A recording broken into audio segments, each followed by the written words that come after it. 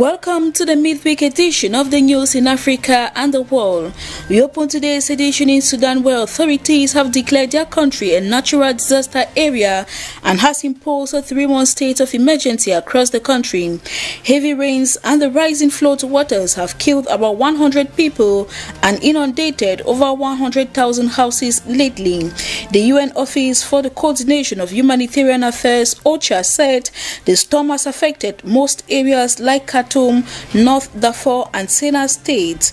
It equally added that the Nile River has also burst its banks in several localities in the Red Sea and northern states, increasing the need for humanitarian assistance. The 3-month emergency program will boost efforts of all institutions that will work together to respond to the most urgent needs of those affected.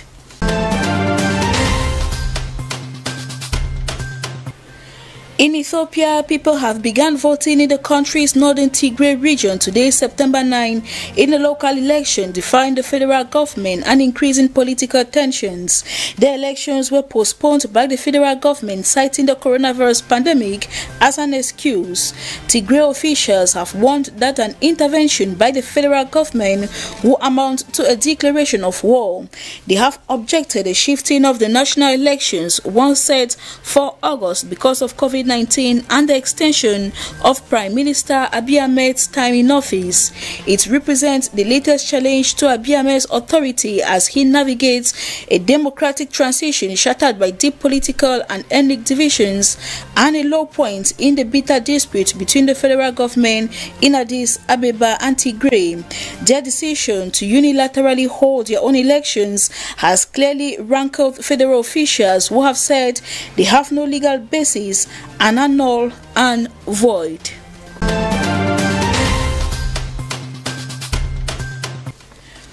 COVID-19 in Egypt. The country, according to the Ministry of Health, has passed the 100,000 mark of the virus as the country's daily count of infections and deaths remains relatively stable following a decline in the past few weeks. From the latest statistics on Monday, the recovery toll reached 79,008 with over 5,500 deaths with 178 new infections. The Health Ministry spokesman also noted that 900 patients were cured and discharged from hospitals in the past 24 hours. The reopening of quarantine facilities came as a precautionary measure and as part of a scenario in which a possible second wave of cases of fatality could occur. There are still fears that an increase in coronavirus cases will occur during the autumn and winter seasons.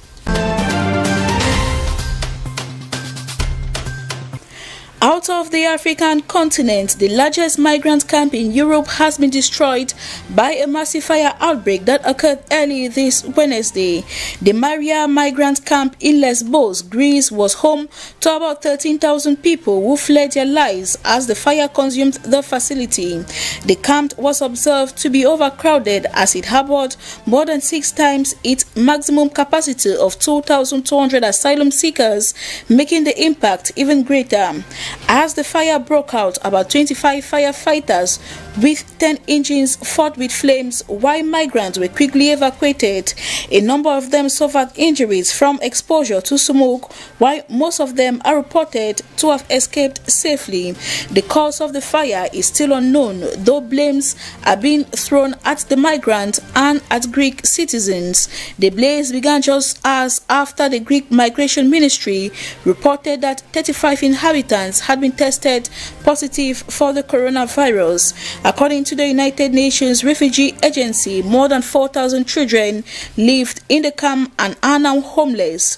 Authorities are, however, struggling to find shelter for the victims.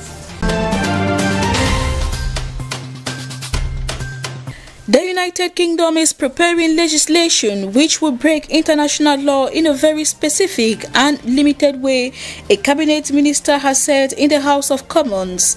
In the new internal market bill, the government is expected to unveil plans for domestic powers to govern part of the Northern Ireland Protocol, something that has threatened to torpedo Brexit talks that resumed in London on Tuesday. The Northern Ireland Secretary Brandon Lewis made the comment one day after after the government was forced to play down reports in the British media that it was seeking to alter elements of the Northern Ireland Protocol, part of the deal that Boris Johnson's government reached with Brussels last year, designed to keep an open border between Northern Ireland and the Republic of Ireland. It reportedly led to the resignation of the UK's top legal civil servant, Jonathan Jones.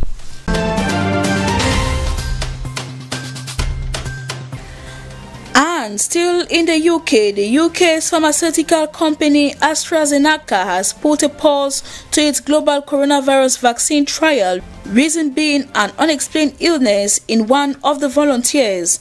The drug giant announced on Tuesday that it is a voluntary pause and part of what it called a routine action.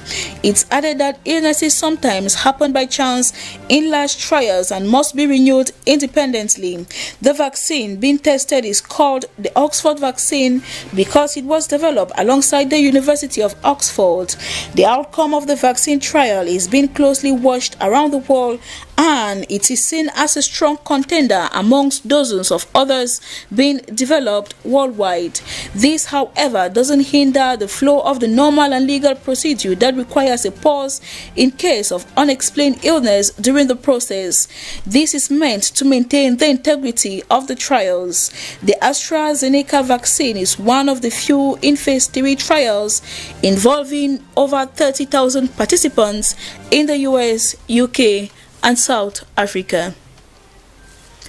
That was it for today's edition. Thank you very much for watching. Don't go away. Programs continue on TBS television. Until we meet again, do take care and stay safe.